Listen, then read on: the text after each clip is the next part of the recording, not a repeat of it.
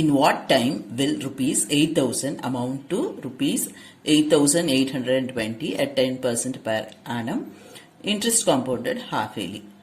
அப்போ டைம் நம்ம கண்டுபிடிக்கணும், n கண்டுபிடிக்கணும்.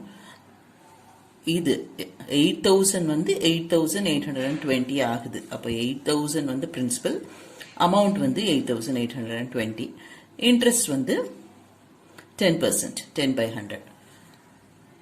கொஸ்டின்ல கொடுத்துருக்குது என்னன்னு முதல்ல நீங்க சார்ட் அவுட் பண்ணிட்டீங்கன்னா அப்புறமேல application easy. Amount is equal to P into 1 plus I the whole power N. அமௌண்ட்டுக்கு 8,820, பிரின்சிபலுக்கு 8,000. நம்ம என் கண்டுபிடிக்கணும்.